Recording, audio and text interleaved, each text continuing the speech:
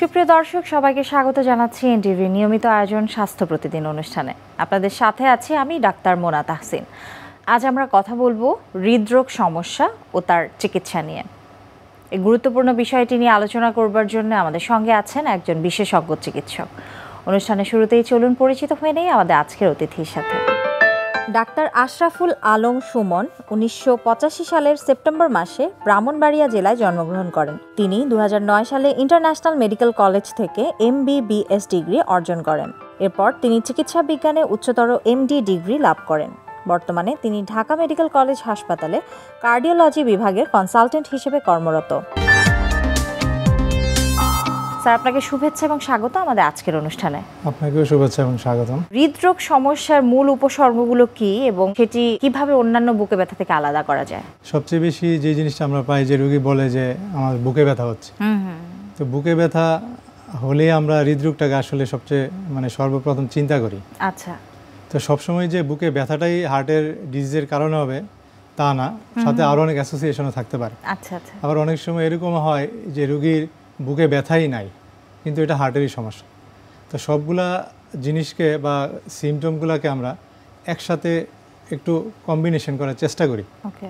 Suppose ধরেন আপনার কোনো বুকে ব্যথা নাই, বাট আপনি ফিল করতেছেন খুব খারাপ লাগতেছে, প্রচুর সোয়েটিং হচ্ছে, আপনার একটু বমি বমি ভাব হচ্ছে, অথবা ভালো লাগতেছে না 2 দিন ধরে, সাথে আপনার মাথাও ঘুরাচ্ছে, কারণ কি প্রেশারটা কমে গেছে, আচ্ছা, যেটা আগে ছিল না আপনার হয়তো।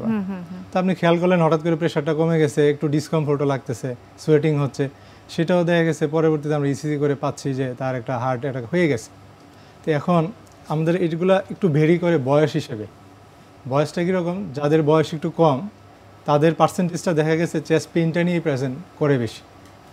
যাদের বয়সটা একটু বেশি, সাপোজ মনে করেন 50, 60, অ্যাবোভ 70, এই বয়সটা ম্যাক্সিমাম প্রেজেন্ট করে এরকম যে তাদের একটু ডিসকমফোর্ট লাগে, ভালো লাগে না, অথবা প্রেশারটা খুব ড্রপ করে গেছে, আগে একটু চলাফেরা করতো এখন তার চলাফেরা করতে ভালো লাগে না, অথবা যে পেশেন্টগুলো বেড রিডেন, দেখা গেছে আপনার অনেক দিন ধরে বিছানায় আছে পেশেন্ট, এই পেশেন্টগুলো কিন্তু চেস্ট পেইন কমপ্লেন করতে পারে না। কারণ কি? কারণ হচ্ছে পেশেন্টের তো মুভমেন্ট নাই। আমরা কিন্তু হার্টের ডিজিজ অন্যতম একটা বিষয় আমরা খেয়াল করি, আমরা বলি যে রুগী হাঁটলে বুকে ব্যথা হয় কিনা, এক্সারশনাল চেস্ট পেইন, এটাকে আমরা খুব গুরুত্ব দিই। কিন্তু রুগী যদি মুভমেন্টই না করে তাহলে আপনি কিভাবে বুঝবেন যে আসলে তার হার্টের সমস্যা হয়েছে? এগুলোর ক্ষেত্রে আমরা কম্বিনেশন করার চেষ্টা করি।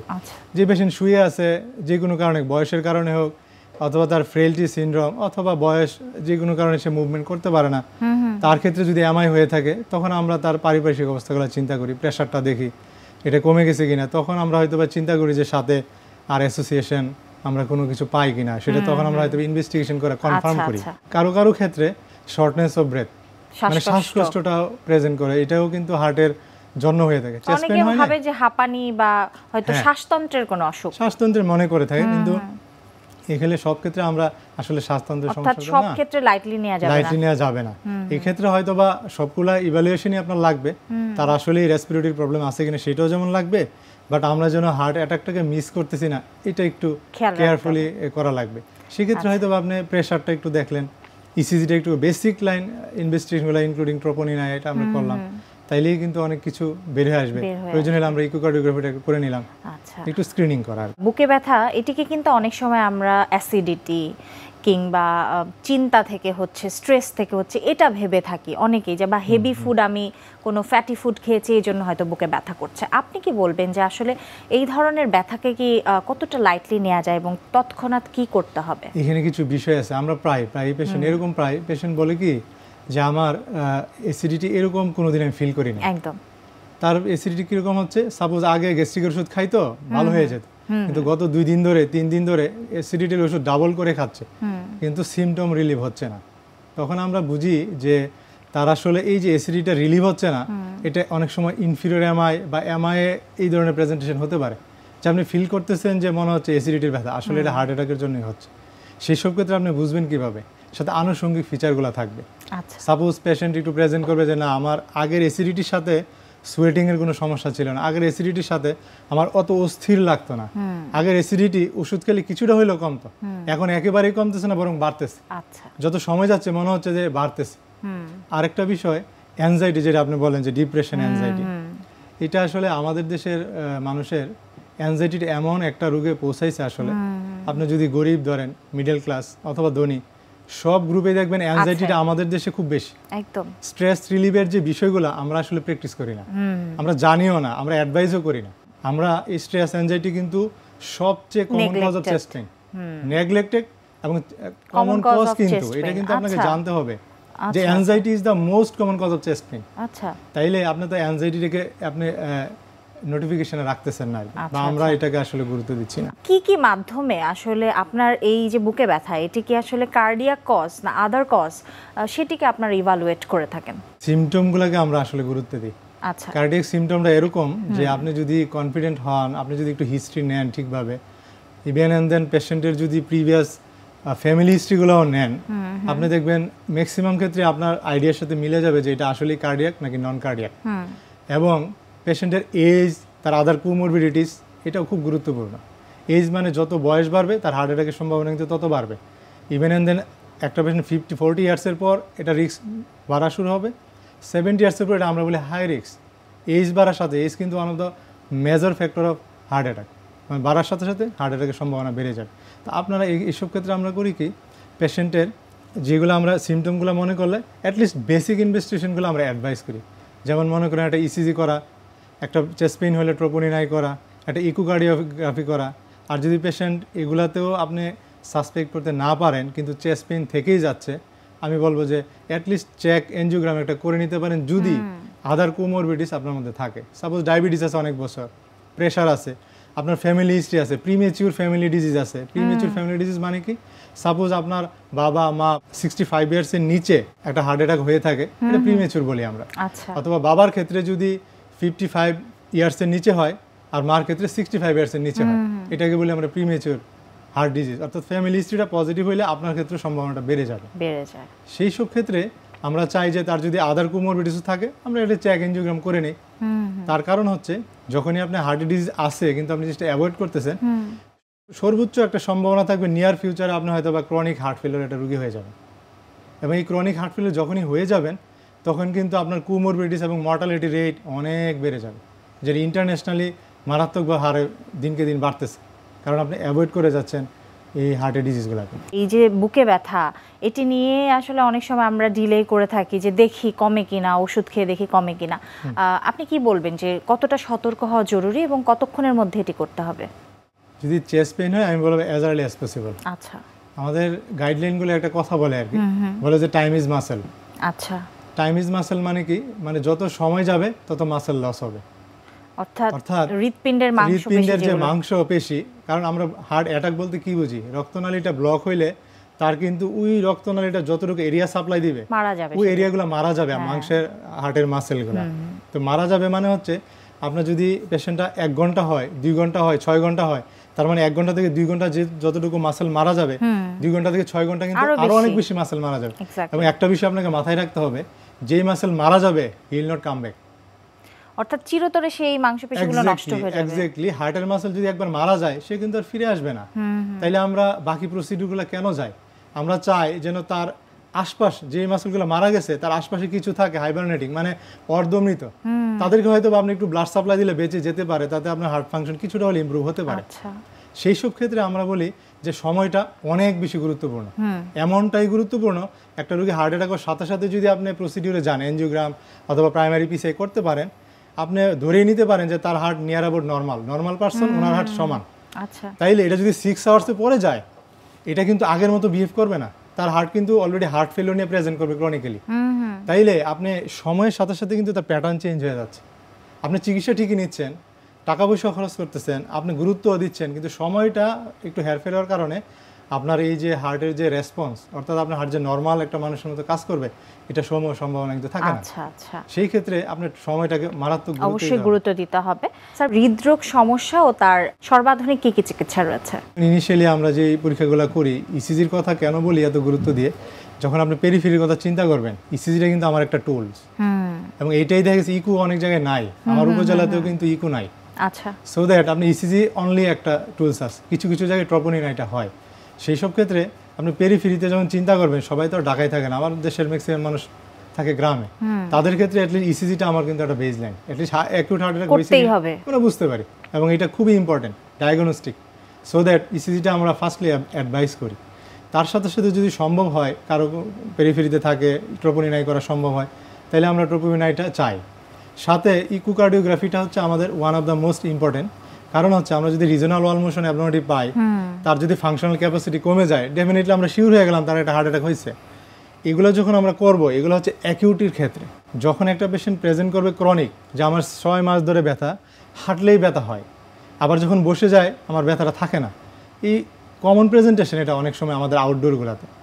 তো যখন এই ধরনের প্রেজেন্টেশন রোগী নিয়ে আসে, তখন আমরা চাই যে সে একটা এই পরীক্ষার সাথেই অ্যাটলিস্ট একটা ইসিজি, একটা ইকোর সাথে, ইকোকার্ডিওগ্রাফির সাথে আমরা একটা ইটিটি করে নিই। এই ইটিটি করে নিলে কী হবে, সে একটু এক্সারসাইজ করবে। এই যে সে বললো যে হাঁটলেই ব্যথা হয়, তাহলে আমার ইটিটিতে সে যখন হাঁটবে আমার ইসিজি চেঞ্জ আসতেছে কিনা, তার বুকে ব্যথা হচ্ছে কিনা, তার মাথা ঘুরতেছে কিনা, কোনো ধরনের এরিথমিয়া হচ্ছে কিনা, হার্টের রিদম উল্টাপাল্টা হচ্ছে কিনা, প্রেশারটা আপ ডাউন করতেছে কিনা, এগুলো আমরা বুঝতে পারি, দেখে ধারণা করতে পারি যে তার হার্টের সমস্যার সম্ভাবনা আছে। সেই সব ক্ষেত্রে পজিটিভ হইলে বা সব কিছু মিলে আমরা যদি হাইলি তাকে সাসপেক্ট মনে করি যে সম্ভাবনা আছে যে তার একটা coronary heart disease, coronary artery disease থাকতে পারে, তখন আমরা একটা এনজিওগ্রাম অ্যাডভাইস করি। সেই সব ক্ষেত্রে তখন আমরা ফার্দার প্রসিডিউরগুলো আগাই। প্রাণঘাতী হৃদরোগ সেটি থেকে আমরা নিজেদেরকে দূরে রাখতে পারি বা কি করণীয় বা প্রিভেনশন কি হতে পারে? যার ফ্যামিলিয়াল হিস্ট্রি থাকে, যে বাবা মার ছিল, তাহলে সেও আন্ডার রিস্ক আছে, তাইলে তার ক্ষেত্রে সে একটু কেয়ারফুলি ডিল করবে। যেমন ফ্যামিলিয়ালি অনেকের করে কি হাইপার কোলেস্টেরল থাকে, ফ্যামিলিয়াল, তার বাবা মার ছিল লিপিডের প্রবলেম, চর্বির সমস্যা রক্তে তারও আছে, তাহলে সে ডেফিনেটলি অন্য সবার চেয়ে একটু আলাদা চলবে। এখন এর সাথে সাথে কিছু জিনিস যোগ করতে হবে। সাপোজ পেশেন্টের ডায়াবেটিস আছে, ফ্যামিলিয়াল হিস্ট্রি থাকুক, নিজের থাকুক, তাইলে এটা নিয়ে সে সিরিয়াস হবে বিষয়টা। একটা জিনিস আপনি মনে রাখবেন, আমাদের দেশে অথবা ইন্টারন্যাশনালি যত জার্নাল এবং প্রেজেন্টেশন আছে, dyslipidemia is the near about 50% more than that আপনার হার্ট অ্যাটাকের কজ। তার মানে আপনার ডায়াবেটিস আছে, আপনার প্রেশার আছে, আপনার কিডনি সমস্যা আছে, অথবা আপনার থাইরয়েডের প্রবলেম আছে, অথবা আপনার অন্য কোনো ওষুধ খাচ্ছেন রেগুলার যেগুলো আপনার ডিসলিপিডিমিয়া করে, এই সব করে ডিজিজ মিলে কিন্তু ডিসলিপিডিমিয়াকে প্রমোট করে। প্রমোট করলে ডিসলিপিডিমিয়া কী করে, এই চর্বিগুলো আস্তে আস্তে আপনার হার্টের রক্তনালী জমা হবে। তো জমা হলে একটা সময় এটাই কিন্তু হার্ট অ্যাটাক, সে নিজের কারণে হোক অথবা অন্য কোনো পারিপার্শ্বিক কারণে হোক, আলটিমেটলি হার্ট অ্যাটাক দিকে সে যাচ্ছে। তো এইসব ক্ষেত্রে আপনাকে ডিজিজ কন্ট্রোলগুলো সেকেন্ডারি, এটা খুবই ইম্পর্টেন্ট। সাপোজ ডায়াবেটিস কন্ট্রোল করতে হবে, কিডনির সমস্যা থাকলে কন্ট্রোল করতে হবে, প্রেশার থাকলে কন্ট্রোল করতে হবে, ডিসলিপিডিমিয়া থাকলে কন্ট্রোল করতে হবে, স্মোকিং থাকলে ডেফিনেটলি কন্ট্রোল করতে হবে, কারণ এগুলো আপনার 2 থেকে 4 এমনকি 6 থেকে 8 গুণ পর্যন্ত বাড়তে পারে আপনার রিস্ক অফ হার্ট অ্যাটাক। আমাদের দেশে অ্যাংজাইটিটা এবং আমাদের লাইফস্টাইল আগের থেকে খারাপ হচ্ছে। বর্তমানে sudden cardiac death including heart attack, হঠাৎ করে মৃত্যু, এবং এটা অল্প বয়সে কিন্তু আমাদের দেশে বেড়ে যাচ্ছে। কেন বেড়ে যাচ্ছে? এই সাডেন কার্ডিয়াক ডেথের কারণ হচ্ছে আমাদের এই যে এখন যত আমরা রাত জাগি, ঘুমের সমস্যা, সাথে মোবাইল, ইন্টারনেট, এগুলো নিয়ে খুব ব্যস্ত থাকি। আমরা ব্যস্ত থাকলে হয় কি, ঘুমটা রাত্রে ঠিকভাবে হয় না, এবং এটা কিন্তু আপনার এক ধরনের স্ট্রেসও, পারিপার্শ্বিকতা তো আছেই, সাথে এটাও যোগ হয়। হওয়ার কারণে কি হয়, দিন শেষে একটা সাডেন কার্ডিয়াক ডেথের রেটটা কিন্তু বেড়ে যাচ্ছে। আমাদের দেশে এগুলো স্টাডি নাই, কিন্তু বাইরের দেশে কিন্তু এগুলো নিয়ে অনেক বেশি তারা অ্যালার্ট। এবং সাথে আপনি জেনে থাকবেন যে বলে না যে স্ট্রেস কার্ডিওমায়োপ্যাথি, এই যে কার্ডিওমায়োপ্যাথি হচ্ছে, এগুলো কিন্তু হার্ট অ্যাটাকও হচ্ছে, সাথে কার্ডিওমায়োপ্যাথি হচ্ছে, এবং এই মায়োপ্যাথি কিন্তু তার হার্টকে সাডেন স্টপ করে দেওয়ার মতো ক্যাপাবিলিটি রাখে, এটা সবাই জানে। স্যার, আমাদের অনুষ্ঠানে একটি নিয়মিত সেগমেন্ট হচ্ছে আমরা বিভিন্ন খাদ্যে পুষ্টি গুণাগুণ আমাদের দর্শকদের দেখিয়ে থাকি, সেটি এখন দেখে আসবো। প্রিয় দর্শক, দেখছেন স্বাস্থ্য প্রতিদিন অনুষ্ঠানে। এই পর্যায়ে চলুন দেখে নেই খাদ্যের বিভিন্ন পুষ্টি গুণাগুণ সম্পর্কে আমাদের পুষ্টিবিদের কাছ থেকে। হার্ট ঠিক তো আপনি ঠিক। হার্টকে সুস্থ রাখতে চাইলে এবং হার্ট ডিজিজের হাত থেকে রক্ষা পেতে হলে দর্শক আমাদেরকে প্রথমেই আমাদের লাইফস্টাইল ঠিক করতে হবে, অর্থাৎ জীবনযাপন পদ্ধতি পরিবর্তন করতে হবে। যেমন প্রতিদিন একটি নির্দিষ্ট টাইমে খাবার খাওয়া, সেই সাথে ব্যালেন্স ডায়েট গ্রহণ করা, স্ট্রেস ফ্রি লাইফ লিড করা, প্রতিদিন কিছু পরিমাণ ফিজিক্যাল অ্যাক্টিভিটি করা অর্থাৎ এক্সারসাইজ করা, এবং সেই সাথে পর্যাপ্ত পরিমাণে বিশ্রাম নেওয়া। এই লাইফস্টাইল চেঞ্জের সাথে সাথে কিন্তু দর্শক আমাদের হেলদি ডায়েটও মেনটেন করতে হবে, এবং প্রতিদিন যদি আমরা কিছু হার্ট হেলদি খাবার গ্রহণ করি তাহলে কিন্তু এই কার্ডিওভাস্কুলার ডিজিজ ডেভেলপ করার রিস্ক কিন্তু অনেকাংশেই কমে যায়। আর এই হার্ট হেলদি ফুডগুলির মধ্যে কিন্তু মাছ, হোল গ্রেন জাতীয় খাবার, ফ্রুটস এবং ভেজিটেবলস থাকতে পারে। মাছের মধ্যে আপনি সামুদ্রিক মাছ হিসেবে স্যালমন, টুনা, সার্দিন ইত্যাদি নিতে পারেন, কারণ এই মাছগুলি কিন্তু প্রচুর পরিমাণে ওমেগা-3 ফ্যাটি অ্যাসিড সমৃদ্ধ, যা কিন্তু হার্টের জন্য খুবই ভালো। তাই আমি বলবো আপনি আপনার প্রতিদিনের খাদ্য তালিকায় সপ্তাহে অন্তত 2 দিন এই ধরনের সামুদ্রিক মাছ রাখতে পারেন। প্রতিদিন 1 মুঠ বাদাম খেতে পারেন, যেমন ওয়ালনাট, কাজু বাদাম ইত্যাদি হতে পারে, যাতে কিন্তু ভালো ফ্যাট রয়েছে এবং যা কার্ডিয়াক হেলথের জন্য খুবই ভালো। ফ্রুটস হিসেবে কিন্তু আপনি স্ট্রবেরি, ব্লুবেরি, অরেঞ্জ, পেঁপে ইত্যাদি খেতে পারেন, যা প্রচুর পরিমাণে ফাইটোনিউট্রিয়েন্টস সমৃদ্ধ এবং আঁশ সমৃদ্ধ। তাছাড়া বিভিন্ন ধরনের অ্যান্টিঅক্সিডেন্ট সমৃদ্ধ ভেজিটেবল যেমন ব্রোকলি, গাজর, মিষ্টি কুমড়া, ক্যাপসিকাম ইত্যাদিও কিন্তু আপনি আপনার খাদ্য তালিকায় রাখতে পারেন। আর দর্শক, এই হেলদি ডায়েট গ্রহণের পাশাপাশি কিন্তু আমাদেরকে আমাদের খাদ্য তালিকা থেকে কিছু খাবার বাদ দিতে হবে, যেমন প্রসেসড ফুড হিসেবে সসেজ, বিভিন্ন ধরনের ডিপ ফ্রাইড আইটেম যেমন ফ্রাইড চিকেন, ফ্রেঞ্চ ফ্রাইস ইত্যাদিও কিন্তু আমাদের হার্টের জন্য খুব একটা উপকারী নয়। তাছাড়া এই খাবারগুলি ফ্রাই করার পদ্ধতির কারণে কিন্তু প্রচুর পরিমাণে ট্রান্স ফ্যাট তৈরি হয়, যা কিন্তু আমাদের রক্তের ভালো কোলেস্টেরলটাকে কমিয়ে খারাপ কোলেস্টেরলের পরিমাণটা বাড়িয়ে দেয়। তাছাড়া বিভিন্ন ধরনের কোলেস্টেরল রিচ খাবার যেমন বিফ, মাটন এবং বিভিন্ন ধরনের হাই ফ্যাট ডেইরি ফুডও কিন্তু আমাদের খাদ্য তালিকা থেকে একটু কমিয়ে ফেলতে হবে।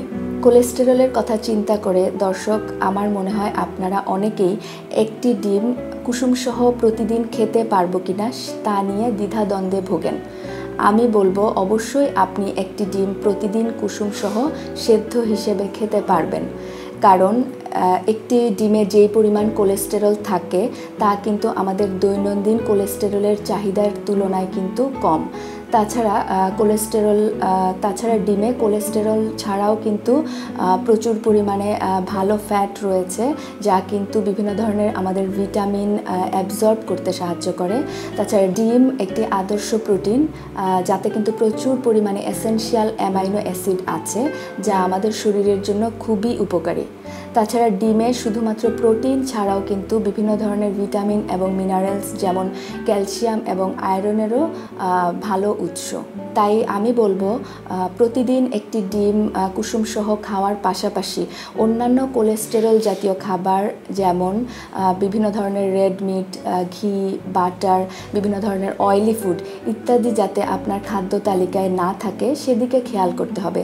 অর্থাৎ দৈনন্দিন খাদ্য তালিকায় যাতে খুব বেশি তৈলাক্ত খাবার, ভাজা পোড়া ইত্যাদি না থাকে সেদিকে খেয়াল রাখতে হবে। তাই দর্শক, আমি বলবো লাইফস্টাইল মডিফিকেশন, ফিজিক্যাল অ্যাক্টিভিটি এবং খাদ্যাভ্যাসের পরিবর্তনের মাধ্যমেই কিন্তু হৃদরোগ প্রতিরোধ সম্ভব। আমরা একেবারে অনুষ্ঠানের শেষ পর্যায়ে আছি। সবশেষে আমাদের দর্শকদের জন্য আপনার বিশেষ কোনো পরামর্শ রয়েছে কিনা এই হৃদরোগ সম্পর্কে? ফার্স্ট অফ অল আমি অ্যাডভাইস করব যাদের ফ্যামিলি এবং ব্যাকগ্রাউন্ড খারাপ, ওনারা যেন একটা আন্ডার অবজারভেশনে থাকে অথবা কোনো একজন কার্ডিওলজিস্ট বা মেডিসিন স্পেশালিস্টের সাথে যোগাযোগ রেখে উনি কোনো প্রকার রিস্ক ফ্যাক্টর আছে কি না এটা যেন ইভ্যালুয়েট করে। এটা হচ্ছে আমার 1 নম্বর অ্যাডভাইস। 2 নম্বর আমি বলতে চাই, যাদের যেখানেই হার্ট অ্যাটাক হোক, যেখানে যাই থাকুক, যদি আপনার যত কাছে কার্ডিয়াক সেন্টার থাকে, আমি বলবো as early as possible attend করে প্রয়োজনে এনজিওগ্রাম করে বিষয়টাকে যেন সলভ করা যায়। সেটা যদি পিসিআই করা যায় বা স্টেন্টিংয়ে যাওয়া যায়, সুযোগ থাকে, এটাকে যত আর্লি সলভ করবেন তত আপনার কার্ডিয়াক মাসেলের ফাংশন তত ভালো থাকবে। 3 নম্বর বিষয়টা আমি বলবো, যাদের ক্রনিক ডিজিজ আছে, সেকেন্ডারি নন কমিউনিকেবল ডিজিজগুলো আমাদের যদি কন্ট্রোল রাখতে পারি তাহলে কিন্তু হার্টের উপর চাপ কমবে অনেক হার্ট ডিজিজগুলো আমরা কন্ট্রোল করতে পারবো। তাই অনুরোধ থাকবে যে এই ডায়াবেটিস, প্রেশার, ডিসলিপিডিমিয়া, কিডনি ডিজিজগুলো, আরও যত সেকেন্ডারি ডিজিজ আছে, ক্রনিক ডিজিজ, এগুলো যত ভালো কন্ট্রোলে রাখা যাবে হার্টের ডিজিজ তত ভালো থাকবে বলে আশা করি ইনশাল্লাহ। অনেক অনেক ধন্যবাদ আমাদের অনুষ্ঠানে আসবার জন্য। জি, আপনাকেও ধন্যবাদ। সুপ্রিয় দর্শক, এতক্ষণ দেখছিলেন স্বাস্থ্য প্রতিদিন। কথা হচ্ছিল হৃদরোগ সমস্যা ও তার চিকিৎসা নিয়ে। আশা করছি এই গুরুত্বপূর্ণ তথ্য ও পরামর্শগুলো আপনাদের অনেক উপকারে আসবে। চলুন এই পর্যায়ে দেখে নেই কি থাকছে আগামী পর্বে স্বাস্থ্য প্রতিদিন অনুষ্ঠানে। বিশেষ করে থাইরক্সিন হরমোনের সাথে গ্রোথ হরমোনের একটা ইম্পর্টেন্ট রিলেশন আছে। গ্রোথ হরমোন জেনারেশনে এবং গ্রোথ হরমোনের অ্যাকশনকে পটেনশিয়েট করে থাইরয়েড হরমোন। বিশেষ করে যদি বাচ্চাদের থাইরয়েড হরমোনের ডিফিসিয়েন্সি থাকে, সেক্ষেত্রে তাদের বুদ্ধি প্রতিবন্ধী হতে পারে এবং গ্রোথ স্টান্টিং হতে পারে। বিশ্বের যে কোনো প্রান্ত থেকে যে কোনো সময় আপনাদের প্রিয় অনুষ্ঠান স্বাস্থ্য প্রতিদিন দেখতে ভিজিট করুন আমাদের পূর্ণাঙ্গ ওয়েব পোর্টাল www.ntvbd.com এ। এছাড়াও এনটিভির জনপ্রিয় সব অনুষ্ঠান ও খবরের আপডেট পেতে ভিজিট করুন আমাদের ইউটিউব ও ভেরিফাইড ফেসবুক পেজে। আজ এখানে বিদায় নিচ্ছি, দেখা হবে আবারও। সে পর্যন্ত সবাই ভালো থাকুন, সুস্থ থাকুন, থাকুন নিরাপদে। আল্লাহ হাফেজ।